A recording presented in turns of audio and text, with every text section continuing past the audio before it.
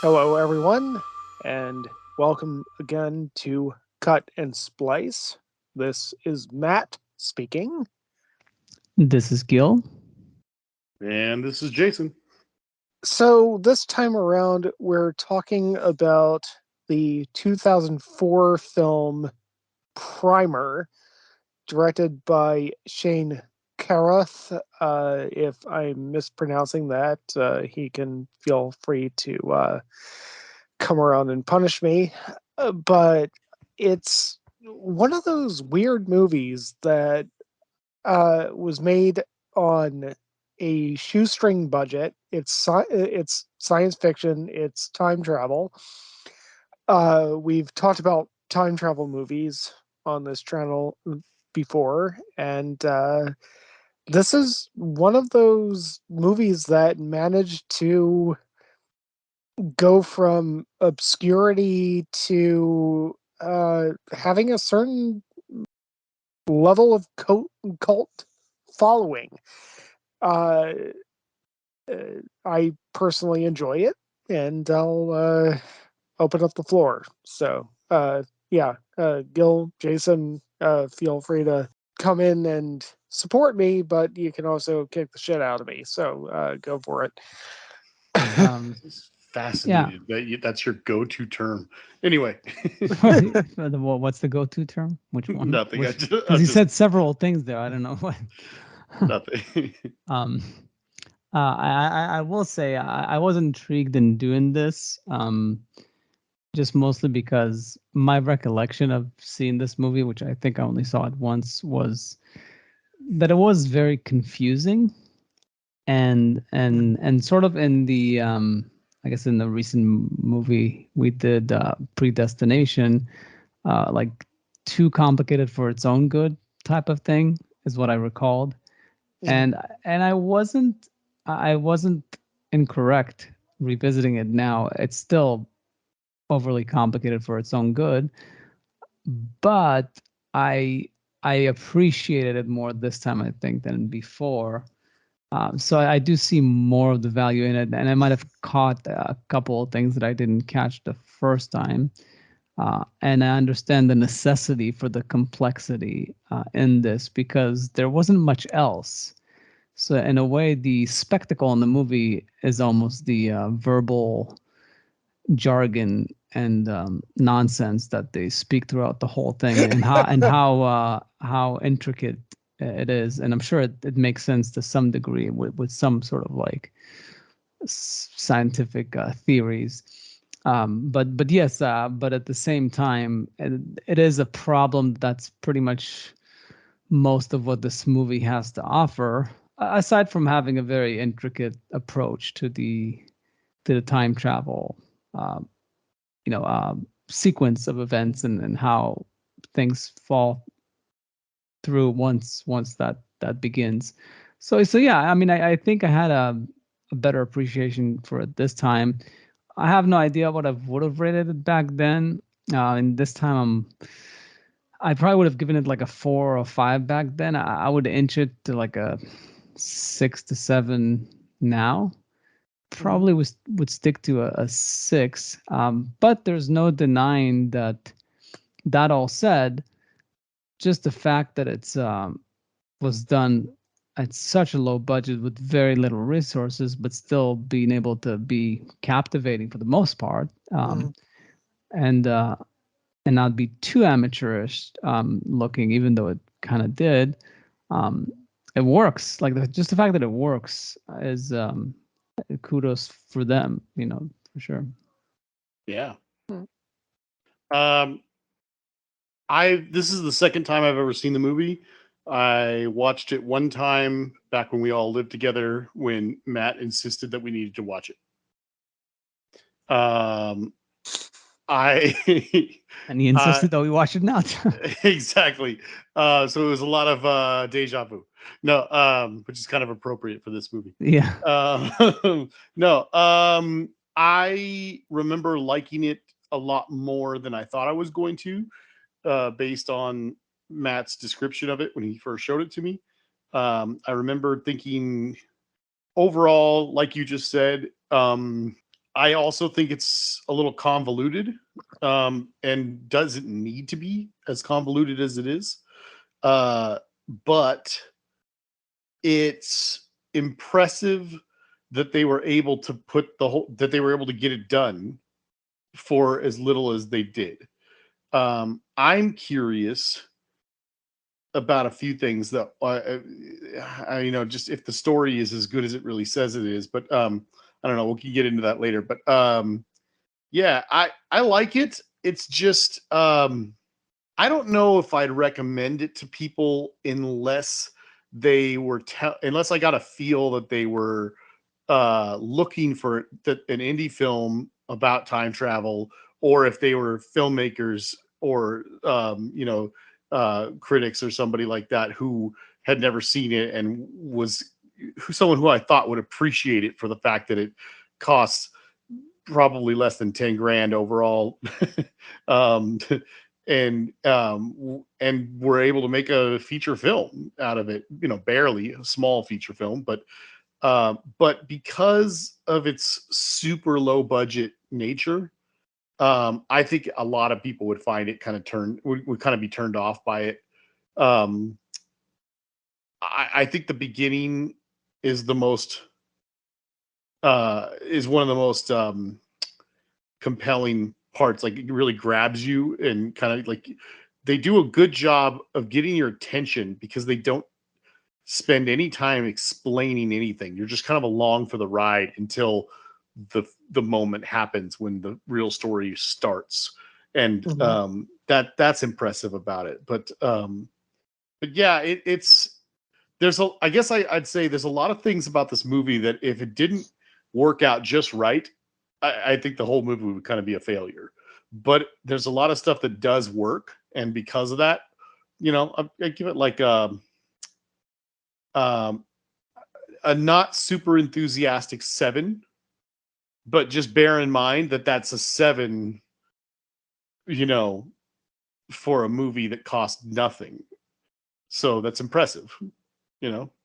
I don't really want to give the movie a lot of points because of the constraints. Uh, I if you have been listening to me for the last like 10 years, you would be inundated with rhetoric of, if you don't have the money to make the movie, then make some other kind of movie. It's don't throw yourself into a movie with a script that requires like $30 million and you only have 100,000. Just don't do it. It's a bad idea.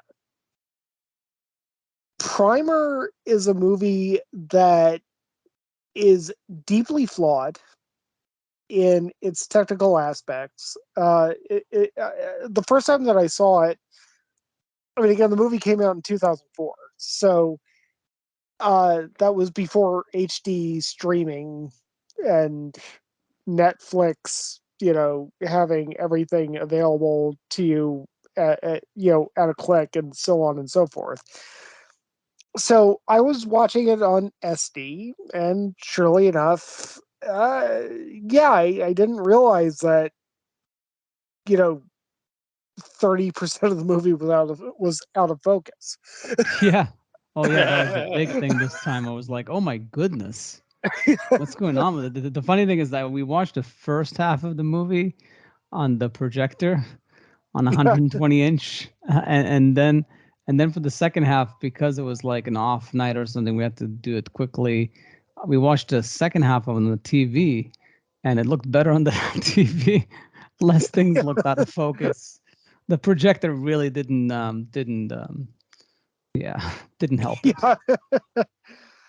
Um, that said, I mean, as a technician, you have to uh, have a certain amount of reverence for the fact that this movie is like 77 minutes long and they only shot 88 minutes worth of film.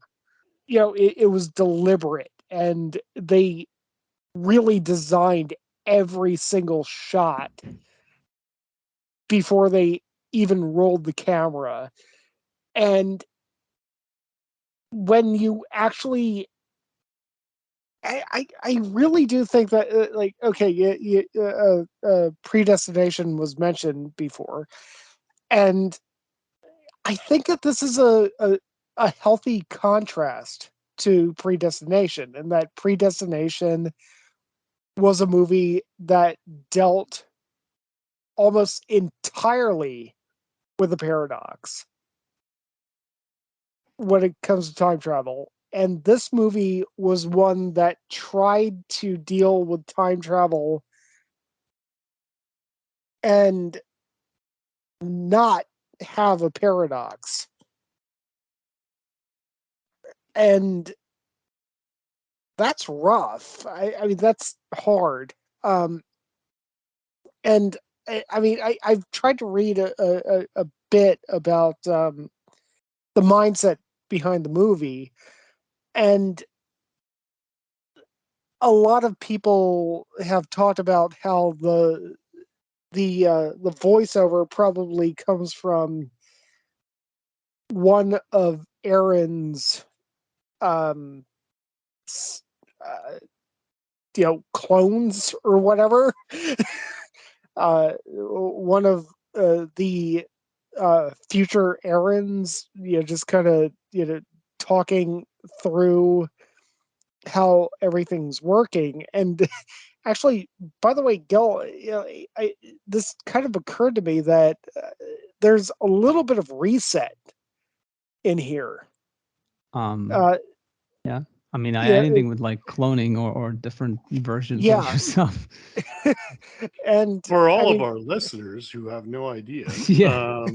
Reset was an awesome master's thesis film that Gil made that all of us worked on. Uh, And I think it's there available on might be. YouTube. That's what I was just about to ask you. Yeah. So it is available on YouTube. Check it out now. Continue, Matt. but yeah, I think that there's something there where this is there's something buried in the story of somebody who has the ability to live a past life with all the knowledge that comes with it. And he's basically just fuck. Uh, I think I just went into the spoiler area, but It's okay. I can trim it if it's too spoilery. Maybe we should just talk about spoilers. Yeah. Maybe we should get there. But one thing I was gonna say, I think Jason is right about the recommendation part. Is the audience for this is definitely not a generic audience, not even a generic sci-fi audience. I think it's people that not even necessarily heavy sci-fi audience. I would actually heavy sci-fi, yes. Like if you're into heavy science fiction stuff that really delve into yeah, specific theories and aspects of science fiction, then you'll tolerate the amateurishness and the cheapness of the movie. Um, and then the other group would be people that are into very low budget indies and seeing how people are able to pull off something very cheaply, which tends to be more so just aspiring filmmakers. um, okay, so if you've read more than 20 pages of Robert Heinlein, I rate this an 8.5. You need to see this. If you've read fewer than 20 pages of Robert Heinlein, I would probably rate this as like a 6.5, and you're gonna kick me in the face if you watch it. So, yeah, so it's probably a 7. yeah, it's like a 7. But Seven or 7.5. yeah, read Robert Heinlein, and then uh, come knocking at my door, and yeah. I mean, the thing is, Primer is one of those things that I think it cuts through a lot of what we've been talking about, in that it's high concept. I mean, in a lot of ways, I think about Interstellar. Like Interstellar. That was a mega budget movie. And one of the biggest problems with Interstellar is that it was kind of sort of convoluted. I mean, I showed that movie to people years after after the film was released, and they were just like, wait a minute. So time dilation, like you, zhooby zhooby zoo, so on and so forth. They didn't like that it wasn't, just down to earth. And Primer is like the mirror image of Interstellar in a lot of ways. I mean, it's a movie that, yeah, it hurts your brain. And I can't tell you exactly how all the rules work because no time travel movie is ever going to have clear and obvious rules in regard to how time travel works. At least when it comes to like uh, traveling into the past or anything like that. You're just never going to get that. It's just one of those movies that deals with time travel in a way that establishes rules. They follow the rules. The rules don't technically make sense in a few ways, but you know what? They managed to make a science fiction movie, and it's compelling, and it's fun, and it's mind bending, and it makes us talk about it after we've seen it. And that is a freaking accomplishment. I don't think Interstellar is even remotely confusing compared to this movie in terms of its rules. And to be honest, I don't actually think that the rules of of the time travel are what's confusing in this movie. I think that it's they have a real, like I kind of hinted at before. I really like the way the movie opens because they don't bother telling you a bunch of unnecessary stuff. You get to know what these four characters are doing and why. You don't even know what they're trying to build, but it doesn't matter because that's not what the movie's about. You only need to know how they get to the point where they stumble upon what they've created. Yeah. And they do that very, very well. And then from that point, the movie takes off and everything changes. The way that everything about what is being presented to you changes in a very good way. And then the movie jumps again when they discover just what they can do with what they've created, which is essentially time travel backwards. And they establish more or less how the machine works. I mean, obviously not like how it would actually work, but how the rules of the movie are going to work. And from there, kind of, I don't know if I'd say it's the second act, but at least the first half of the second act is pretty straightforward. And the rules all seem to work fine and everything's good. What I find convoluted isn't the rules. I find the story convoluted because at about a little beyond the halfway point of the second act and going well into the third act, it's like I'm not confused by the rules. I'm confused what on earth these guys are doing. And I feel that way because I think one of the I don't know if I'd do anything different. Here's the weird part. I think one of the strengths of the movie is that we're kind of along for the ride. And so that's how the movie manages to hide it manages to be convincing with a very low budget because it's about two guys experiencing this situation, and they're not doing anything crazy. They're not, they're not doing any grand, crazy time travel type stuff.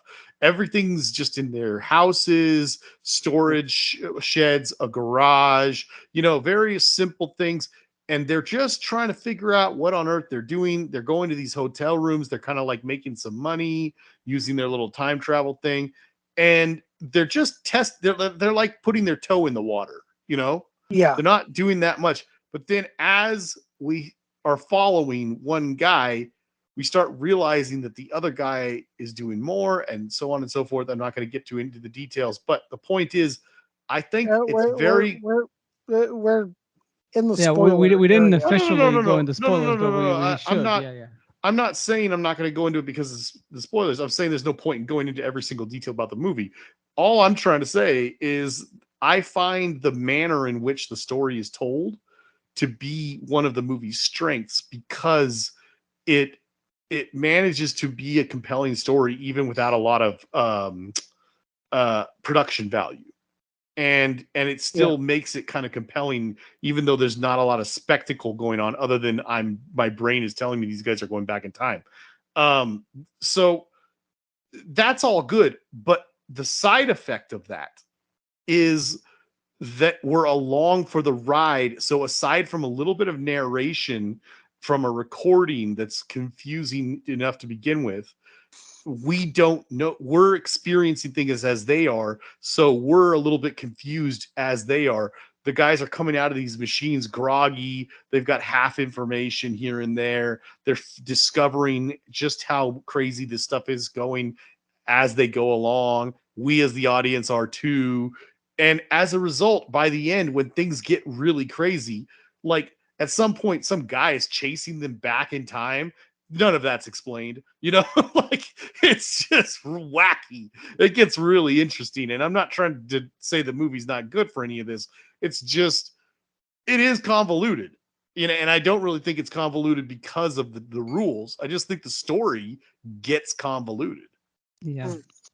It also did bother me a bit, the level of amateurishness of the movie, because I did appreciate that because they're trying to shoot at a very low ratio, that they're trying to do these oneers where they track along the scene or not do too much coverage, which worked well some of the time, but other times it just felt like they just didn't know what they were doing with the camera really, and it kind of falls flat and hurts the movie. But yes, it's the which is okay, because like they always say about these indie movies, as long as you have good audio and a good story, people forgive bad camera work, lighting, things like Yep. that. And I think this is like the best example of that, probably, to show to like aspiring filmmakers. Because yes, I think Jason is correct. It gets too complicated, too convoluted. But it's also its strength, because there might have not been any other way to make this compelling, because the visuals were not compelling, and it fits the story, the fact that everything is so lo-fi, because it's these two guys building this on their own without the help of engineers and other people that can bring other materials. But still, it all feels like just part of the ploy of the movie is like, oh, everything is just kind of like handmade, it's tubes, and it's cheap. It takes away from what the movie can be. I do wonder what a movie like this could be if it was made as a major motion picture, but with a similar idea. But I guess we can get into it. We should get into it. Maybe Matt should go into it. Like, what do you think was going on there that maybe me and Jason found very convoluted at that halfway point? I mean, one thing I noticed, and maybe that could lead into it. One thing I noticed this time that I didn't notice probably the first time I watched it, is I realized later into the movie that in an earlier scene when who's his face, the character of Abe, when Abe first reveals to Aaron when he's coming to, he's on the bench and he's coming to take him to with that terrible track from behind shot. That was one of those shots. It's like they should just not have done that. That just looks weird.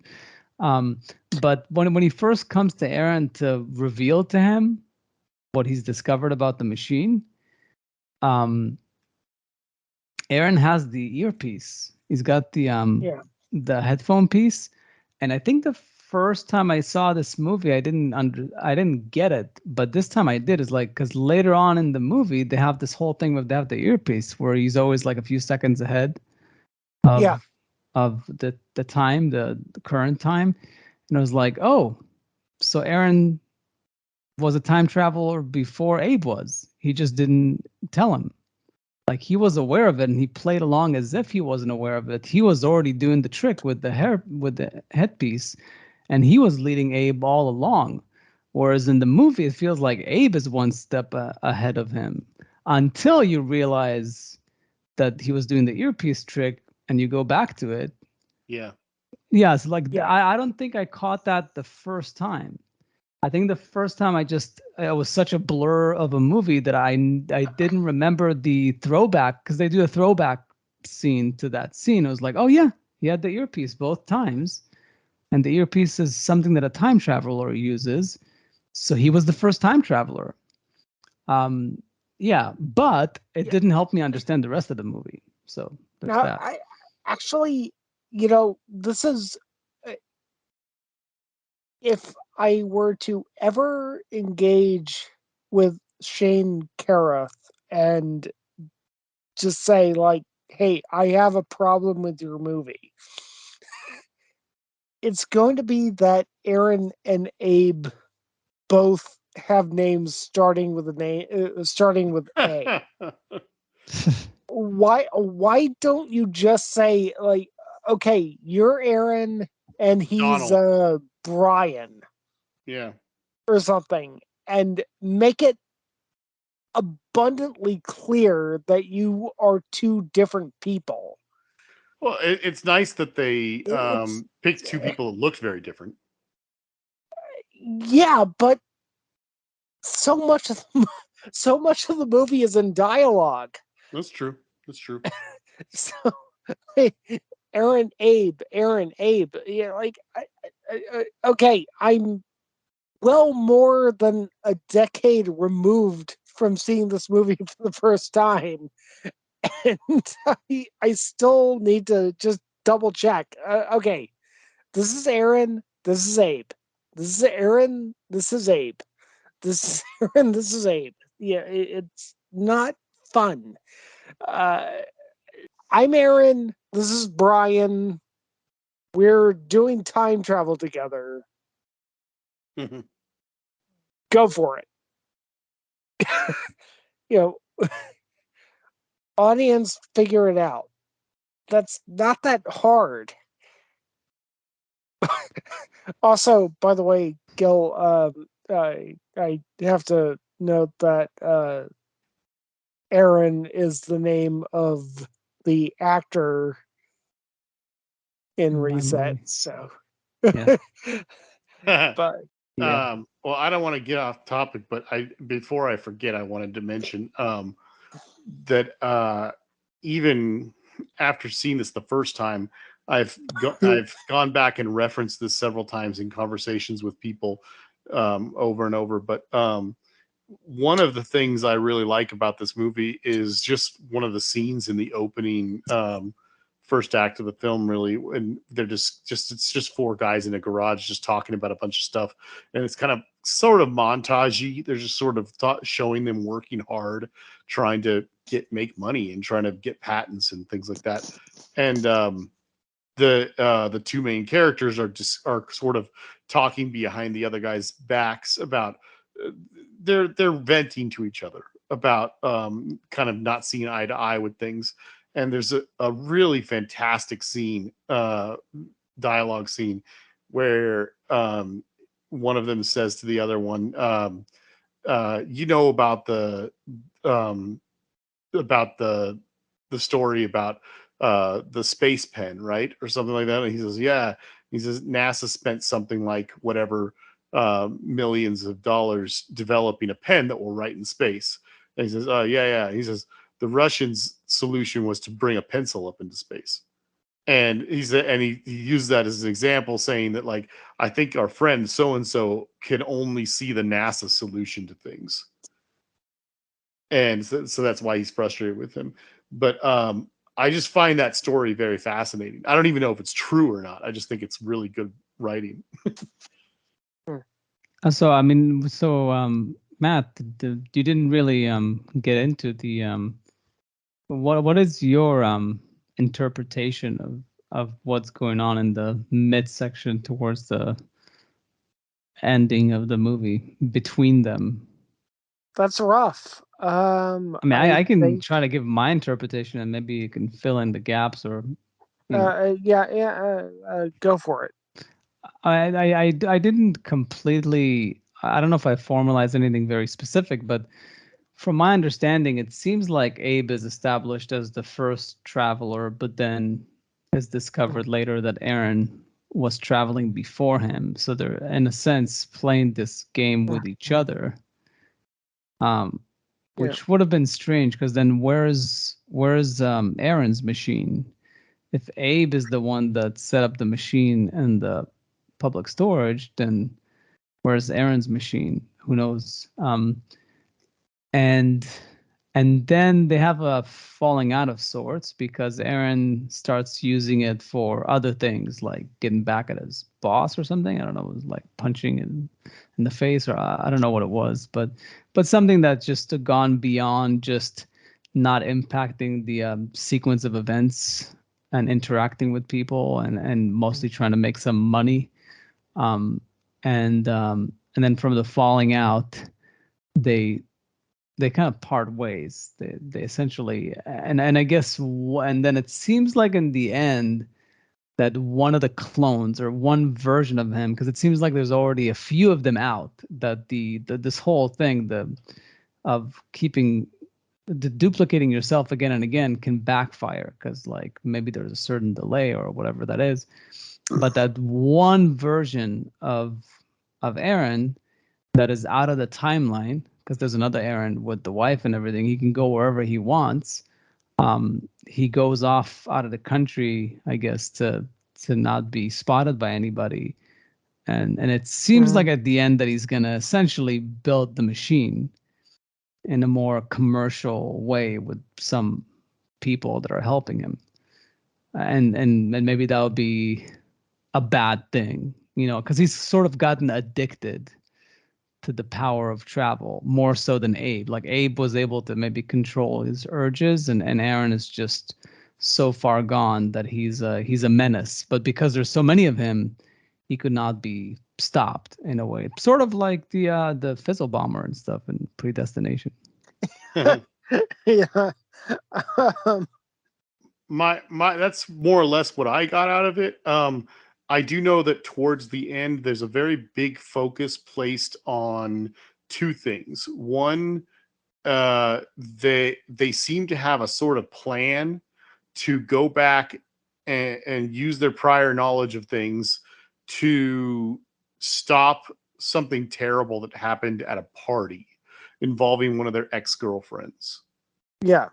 And it seems as though they were successful, but they don't really film the confrontation. They don't really show us the confrontation. So that also is a bit vague. And then also there's another part of that whole sequence, that whole portion of the film that gets a little confusing, because somebody who I thought it was the guy who they previously mentioned as their somebody who could be a financer for them, someone who could give them some money for startup. Because I think they said it was one of their significant other's fathers or something like that. I don't know. For some reason, somebody starts chasing them back through time, and they encounter the person, but then nothing really comes of that part of the story. So those are the two things that confused me the most, was what on earth was going on with those two aspects of the story. No, so can you repeat that again, just the last part? So Me? Yeah, so you're saying about the party, and then the two of them. So there's once they establish that the two of them start going back in time, basically, and there's a really interesting scene that starts to show what Gil was just talking about, the difference between the two of them and how they're experiencing it, because it's a scene involving the wife. They ask her, like, what would you do if you had a bunch of money or something like that, and it shows in their faces how they're kind of reacting to this thing differently. But right around that scene, or that point, it starts. We've established that they're going back in time, and then it's almost as if they needed them to do something, like to be working towards a goal or something, because two things start happening. One is they hear about something that happened at a party from one of their exes or something like that, where one of that person's exes got violent, went out to his car, grabbed a shotgun, and walked into the party. Now, I don't know if he shot up a bunch of people or not, or if he did nothing. That part's unclear. All because it's all just something that's talked about. It's not something that's ever shown.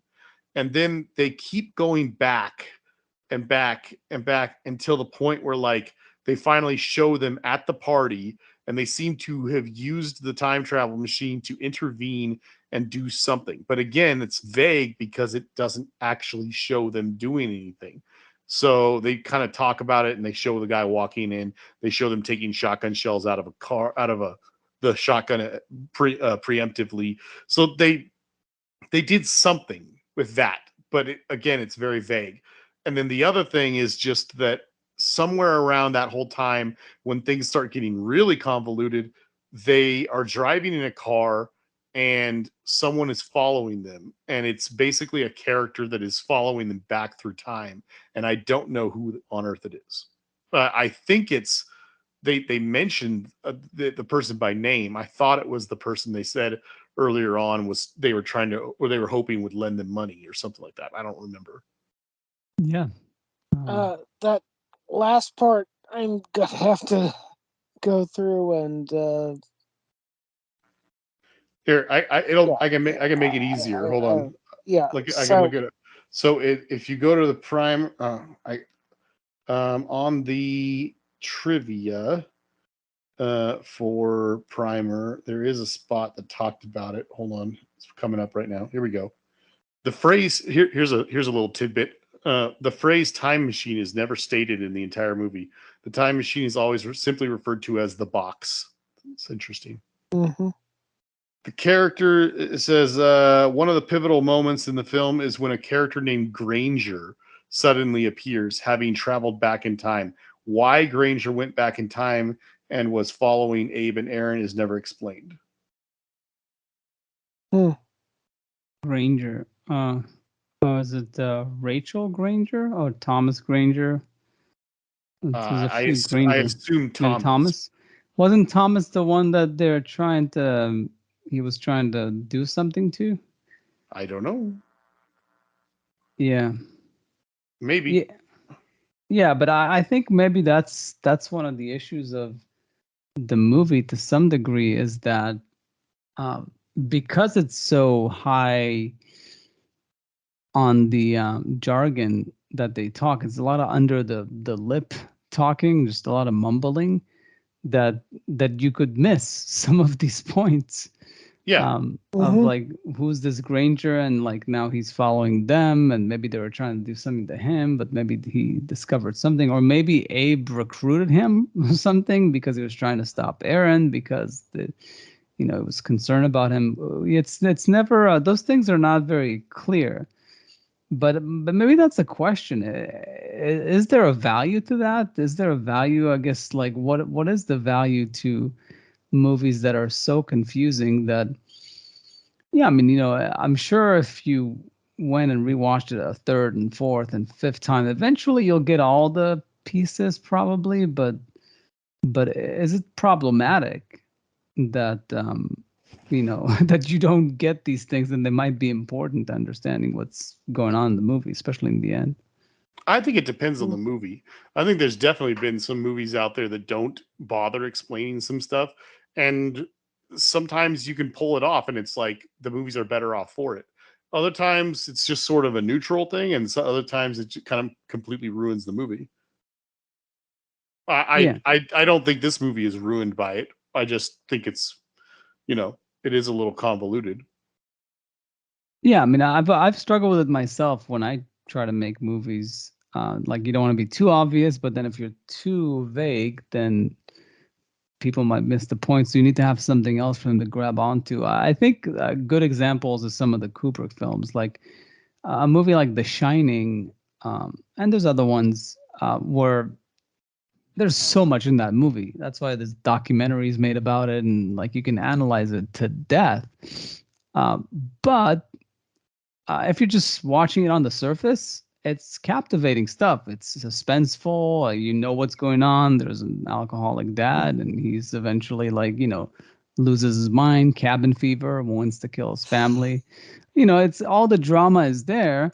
But if you want to dig deeper, you can go under the surface and find all these like little trinkets of like what's the meaning of all this and why this and why that. But you don't have to in order to enjoy the movie. So that's what and maybe this movie also succeeds on that level, that like, oh, this is mind bending and I'm sort of understanding what's going on and it's all very cool stuff, and I'm enjoying it, but I'm not getting all of this, but that's okay. It's Yeah. hard to say.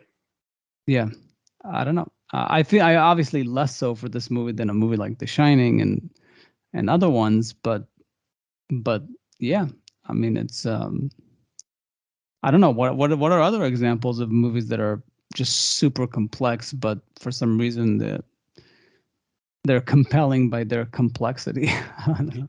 I don't think that this is an example of a movie that's super complex, but uh, I think the movie Donnie Darko is outstanding, and it doesn't even try to explain its paradox. Yeah, that's a good It one. just presents you with a paradox, and by the end of the movie, you're just like, yeah, nice. you know, That's probably a more successful attempt at that. Yeah, that movie doesn't make a whole lot of sense, but it's just captivating stuff. It just for some strange reason it works. it's the best David Lynch movie that David Lynch had nothing to do with. Yeah, for sure. And again, it's a director that couldn't make a second good movie. It's just one of those things. Like you kind of like have you strike genius and with some concept or some approach to making a movie, and you just cannot duplicate it to save your life. Um, well, the other aspect I wanted to get your guys' opinion on, well, not even opinion because I don't have the information, but I guess I just wanted to throw out there. Um, I was looking for this. I'd be curious to find out about this regarding Primer and several of these others as well. And I couldn't find it with a simple Google search. But I've been told that a good example of this is El Mariachi. El Mariachi cost $7,000 to make and to film. I believe he filmed it on 16 millimeter, if I'm not mistaken. That's correct.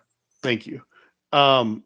But in both cases of El Mariachi and Clerks, the story I've been told is that though what's listed on IMDb is their budget for initially making the movie, 7,000 for El Mariachi, 27,000 for Clerks. But I'm pretty sure that after they screened at Sundance, I'm pretty sure that once Miramax picked them up, a ton of money was dumped into them. Now, when I say ton, I don't mean millions. I don't mean like a budget of a movie, of a bigger budget movie or anything like that. But like Clerks didn't have any of the music that it eventually had. They paid a ton of money to get music rights for its soundtrack, which does a really good job of making the movie feel like a movie. And El Mariachi, from what I remember, at least I was just reading this, and I wish I could find the article because I lost it. I was the tab that I was on, but I think when they first screened it, they were screening it on like a video or something.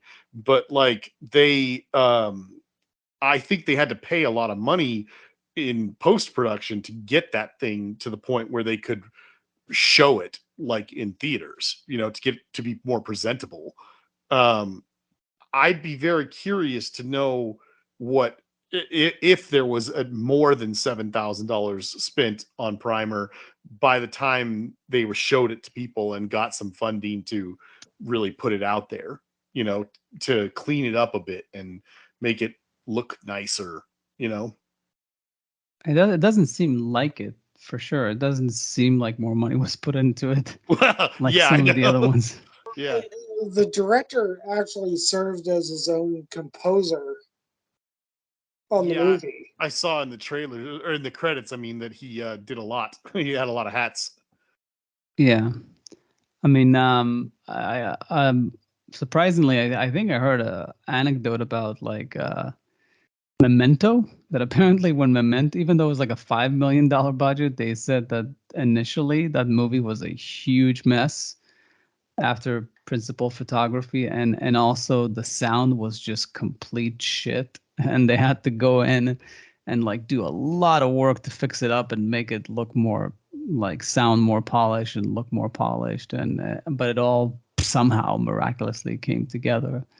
So so yeah, I guess a lot of work is done into these movies to get them to be ready. But yeah, but Primer doesn't seem like that, and it's okay. I mean, I don't think it suits the story as well as some of these other movies that are done ultra low budget, like say Tangerine and some of these other ones that stand out, which I haven't seen most of those, but it seems like yeah, the plot of this one I really feel would have benefited from a solid film crew.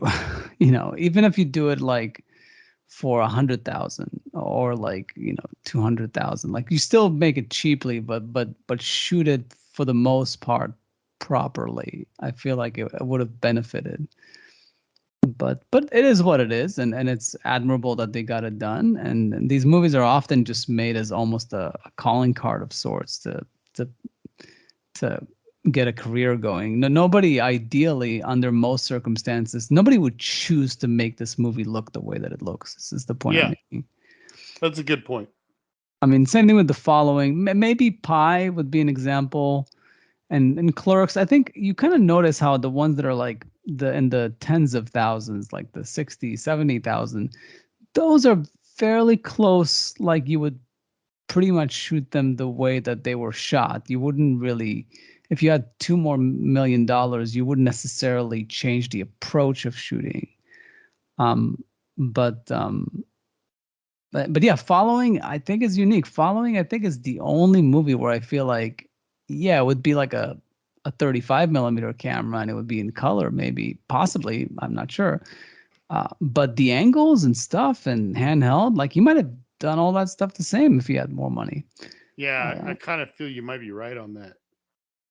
What's yeah, the Gil? I think you were the one that was telling us because I was very surprised to hear this, but I remember when we all sat down and watched once, you were saying that like I was mentioning something about how like it's such a little indie movie or something, and you were saying that I think you said something like that you heard that they actually got offered more money and that the guy made it cheaper than he needed to or something like that. yeah, that's a good point, because I actually just Mm. saw a bunch of stuff about once, because they're going on a tour and stuff. The two leads of that movie, they're Really? reuniting for like a Nice. tour.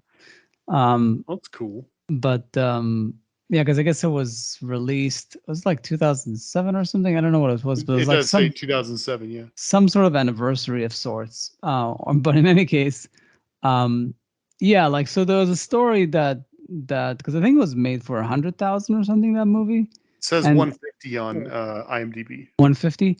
Yeah, I think they offer him like something between like 1 to 5 million, like that they wanted to make it like a more legit movie. But I don't know if it's the fact that he didn't want to have the pressure.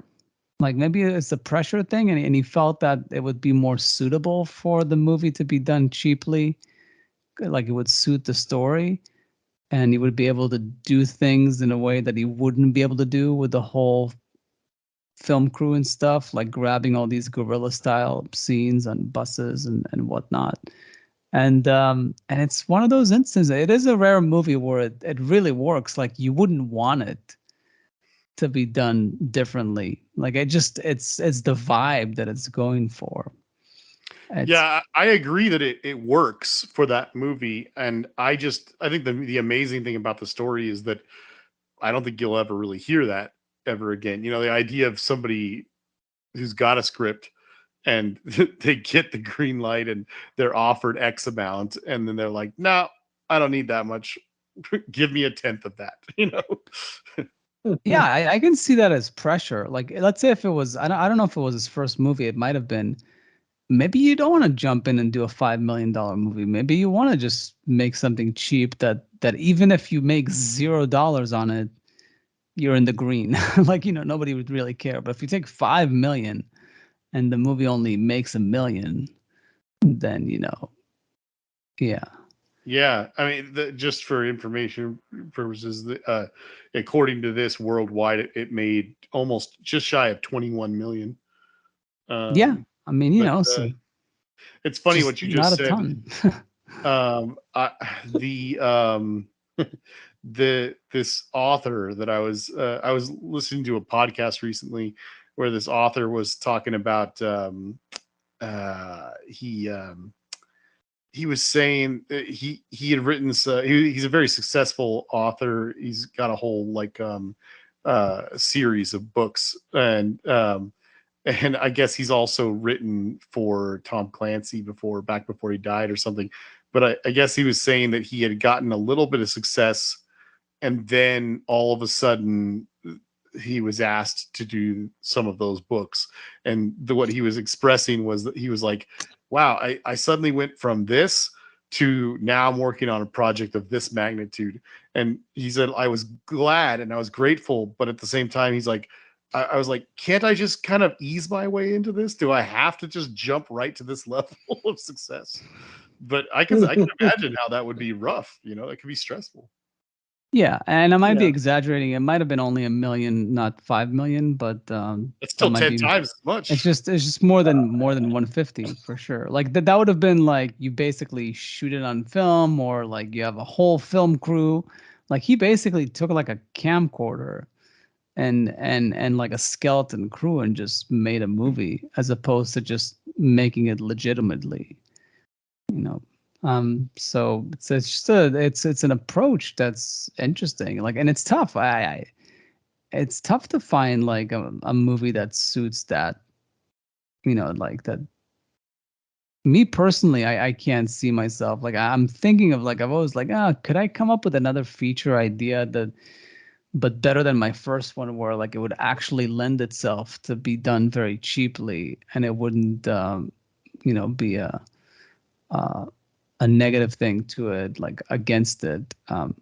But yeah, I guess going back to Primer, they really were like on the hair. Like they were like this close to just having it be completely just not believable and not work and not. But they really, that's why we were talking about it, is because they just like passed, like they just like they could have easily fallen into the category of like so many indie movies that are just, oh, this is just nonsense, amateur bullshit, and there's no value to it, you know. Yeah, I mean, the next movie that I'm planning on shooting it's going to be 20 minutes, and I'm probably going to have to spend more money on that 20 minutes than the guys on Primer spent on their 80 minutes.